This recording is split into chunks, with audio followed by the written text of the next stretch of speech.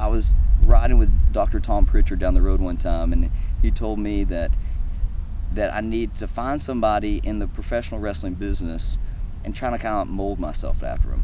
And I was always, when I was growing up, I remember watching Jerry Lawler, but I was never a Jerry Lawler fan. I was an Andy Kaufman fan. I'm not a big guy, but Andy Kaufman and Jerry Lawler sold out the Mid-South Coliseum, and that gave me hope. I was working at the Comedy Store. Andy was coming in, and one night he came in and he said to me, I'm bringing in some mattress stuff and we're going to wrestle tonight. I said, you're going to wrestle? He goes, yeah. And Andy was really funny. He goes, yes, there's this nice man in Memphis, Tennessee, and he's helping me with wrestling. I didn't know it was Jerry Lawler. So anyway, he came into the Comedy Store that night and he wrestled women. They got nutty real fast because Andy, of course, was picking women, and he was always doing the whole thing of, you women ought to be home cooking a meal for your man because you don't have what it takes, you know. Everything was heel. It was great. And one night I was cheating for him, and it was like, the room was like full of lesbians. They wanted to kill him. They wanted to kill him because he was so anti the whole feminine movement thing. And so he's wrestling this girl, and we did a thing where he pushed me and I pretended to fall back and hit my head on a table. Now I can't referee because I'm rolling around, and she got him pinned. So naturally, I don't come to until he pushes her off, and then once he pinned her at 1, 2, 3, you know. I've never met a woman in the ring in the 3.5 years that I've been doing this who was able to pin my shoulders to the ground. And it's embarrassing, but I'll keep doing it because they keep saying they want to try. And as long as there's women out there that want to try and humiliate themselves like that. Now, I'm not saying women are mentally inferior to men, because when it comes to things like cooking and cleaning, washing the potatoes, scrubbing the carrots, raising the babies, mopping the floors, they have it all over men. I believe that. But when it comes to the wrestling, when it comes to them getting in the wrestling ring, there's nothing up there. They're all oatmeal north of the eyebrows. They're all, wheat Tina for brains, you know what I mean? Andy Kaufman was a genius. Jerry Lawler knew it.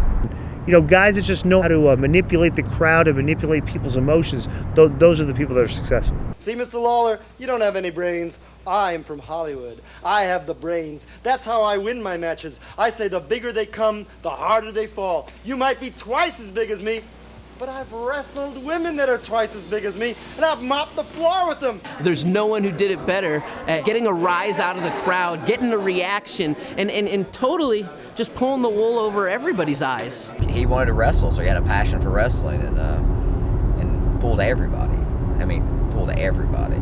I think that was a great thing for the wrestling business, because looking at it, still today, decades later, that the Kaufman and Lawler moments and feud are still talked about. And I can't think of anything really in the last decade that a decade from now is still going to be talked about. He brought mystery that is missing right now. He brought an element of suspense, anticipation, and wonder that we don't always get nowadays.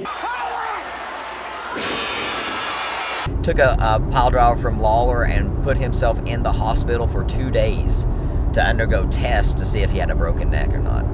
Talking about putting a move over, he really put a move over. You don't really see that these days.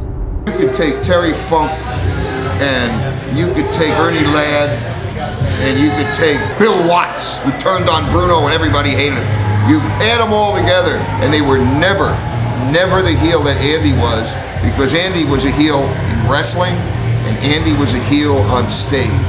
He did it in 2 separate worlds, and he made people pay to see him be a heel. It's quite an accomplishment. I like people who just don't give a shit and do what they want. And Andy Kaufman got a kick out of working people, and he got a kick out of, being a heel and using what he built, and some would have thought squandered it all away. I do think that the wrestling hurt his career, but actually, if it had just been a few years later, he would have been king. King of wrestling. Thank you very much.